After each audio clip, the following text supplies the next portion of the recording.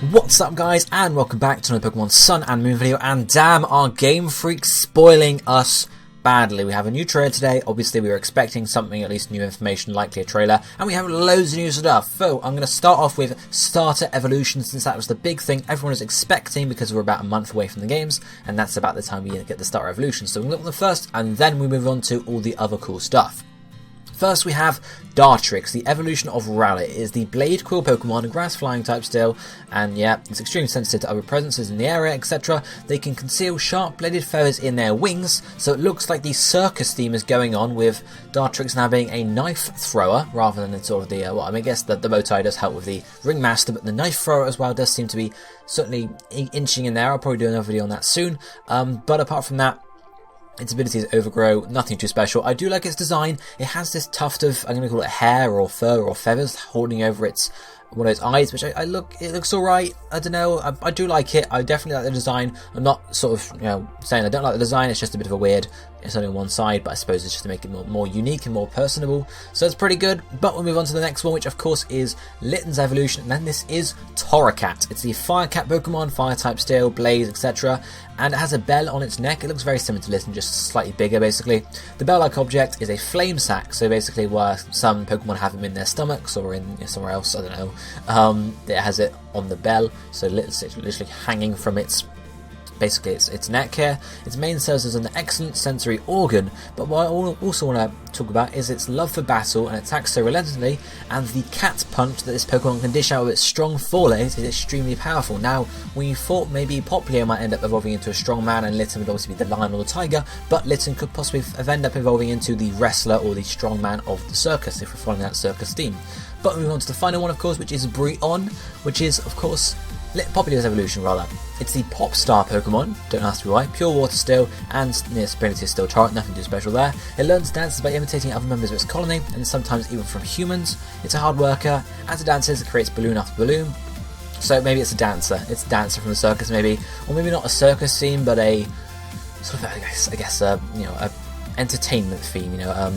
Some sort of thing there. There's nothing too much extra to see or to talk about there with Dartrix, Torracat and Brionne. Got to learn those names now. They all seem pretty good, and Brionne's design is sort of 50-50 for me. It looks very similar to Popplio, and the design for it was like its way to sort of, I can't remember the name now, the word now, it was to redeem, there we are. It was the chance to redeem Popplio, and I suppose it could be done with a final evolution, but we'll see. But of course, we move on to the next big thing, which is that Mega Evolution is confirmed to return in Pokemon Sun and Moon. Yes, we saw Mega Evolution in the trailer, and there's stuff on the website about it, and basically a Z-Ring can act as a Mega Bracelet. We'll talk to Cena and Dexio in the game apparently, and they say that a Z-Ring is something that helps a bond between a Pokemon and the trainer, so why not the same with Mega Evolution? So basically they're just retconning it, that you can also use a Z-Ring to evolve, but on the website, however, it also mentions under the What is Mega Evolution section that it requires a keystone, so maybe you have to slot that into your Z-Ring somewhere.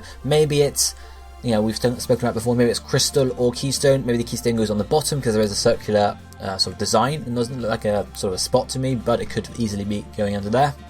In terms of where Megastones will be got from, it says the Megastones for Pokemon that appear in the Alola region may be received from people in the game or obtained from special shops. Now it says Pokemon that appear in the Alola region, and it also mentions that any of these Mega Evolving Pokemon that can be caught in the Alola region will be able to Mega Evolve. So I don't want to say this, but it's sort of that sort of half indicates to me that possibly not all the Megastones will be available in Sun and Moon. Some of them might come out as events later on, stuff like that, I suppose. But apart from that, there's nothing too extra to talk about, because of course it's just about what Mega Evolution is in general. But it returns, guys. No sweat there. But the next big thing is we have a Pokemon Sun and Moon demo coming on October the 18th. That is in 14 days time, 2 weeks away.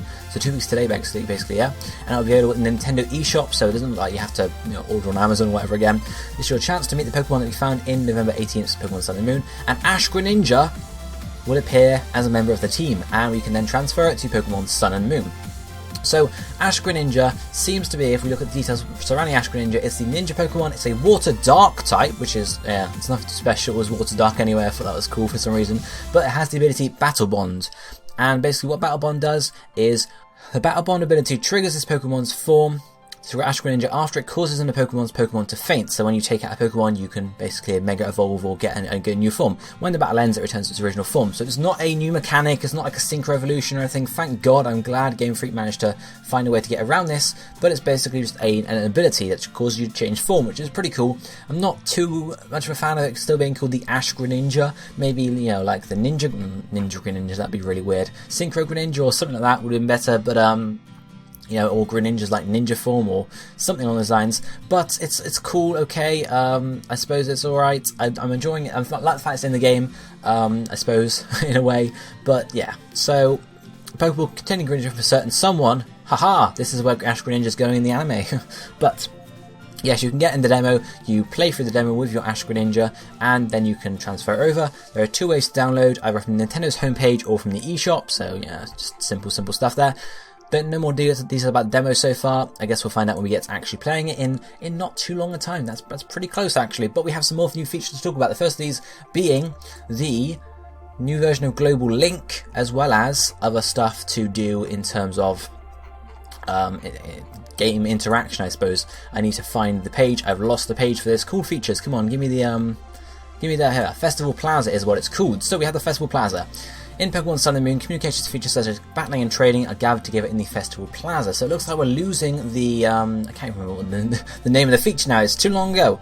The thing we had on the lower screen, it was always there in Generation 6. It looks like we're losing that, but the Festival Plaza can be accessed anytime from the start menu, it looks like, so you don't have to worry about not being able to play with your friends. You just got to go in the plaza to do it. So it's a place where festivities never stop, and Pokemon trainers from around the world meet and mingle. As you progress, you'll be able to use Festival Plaza, where you can meet other people and take requests to keep things hopping. So you can show visitors around so they can join the festival, etc. Nothing too special there. Apparently, Sophocles owns the Festival Plaza, so okay, that's whatever. But you can connect with other players, so you can battle or trade and such with local wireless. I assume people will pop up around your Festival Plaza if they're on local wireless, as well as a few people from online. And you can tackle missions as a team. As your Festival Plaza's rank goes up, you'll gain the ability to host missions where multiple players can try to complete a certain goal together. And of course, we have these festival coins that can be used to shop, to buy different things. There was one where you can pay for your Pokemon to go in and train up, basically, to get higher base stats, higher base health points was what's shown, I think, so it means you can raise IVs that way, it would look, or maybe it's just maybe EVs, who knows, we'll have to sort of look at how that particulars work. But there's also one where you could buy like proteins and health points up and stuff, so I suppose it's just another alternative way to get these rarer items. As well as the Festival Plaza, we also have the Poképelago, which is a paradise of Pokemon in PC boxes. So in Pokemon Sun and Moon, there's a feature known as Poképelago, where Pokemon that have been placed in boxes can enjoy. Poképelago consists of a variety of islands where Pokemon can go and explore, play on athletic equipment, enjoy other fun activities. If you send many to Poképelago, you can develop facilities on the isles, and the new kinds of isles are available as well. So basically, you got just to keep depositing Pokemon in your PC boxes seems a good way to do it. As these isles develop and increase in number, you'll be able to do things like obtain items or raise Pokemon's stuff. Pokemon visiting Isle Abines, which you can visit from the start, may sometimes choose to join your party, so you can get extra wild Pokemon like this, which is quite interesting, I suppose. A Pokemon that displays a heart in the bubble above its head has taken a liking to you, so in the trailer we see a Pikipek joining our team, basically, so nothing too special. But it'd be a good way to maybe get a few Pokemon you haven't caught so far and to increase your Pokedex, I suppose. And on Isle Afun, which you can use once you develop it, you will be able to obtain valuable items such as Evolution Stones. So that's really good because Evolution Stones are always nice to get. So that's the two of the items, two of the islands shown in the art, and the third one so far is a berry picking one, so maybe it's one where the Pokemon pick berries and you can obtain berries, and there's also one where you train and they can level up certain moves, I suppose, or experience is one actually. I don't want to say experience, so basically extra moves and such, but I don't want to say IVs or EVs because I don't think that'll be in the Pokemon PC boxes because that'd be too OP. But Global Link obviously is new as well. There'll be a few new things: raging battles, battle rules, single, double, special, new rules for championship battles, etc. Double battle limited to Pokemon that appear in the Alola region Pokedex, so obviously that's for the Pokemon World Championships. And then Your Time, a new system has been introduced to the battle time settings, is Your Time. When using this method of counting, players will have a maximum of 60 seconds each turn to select a move or Pokemon, and they will also be awarded 10 minutes of Your Time. Under these rules, if a player runs out of their 10 minutes before the battle ends, that player loses the match. This will mean matches can be decided more quickly than in the past, allowing players to enjoy thrilling battles. So basically, This is to remove the problem that we had back in the World Championships a couple months ago, where people were stalling out turns to win battles. So they knew they were going to lose if they actually played the game, so they just sat there, waited for their time to go out, and selected a move just before it ended.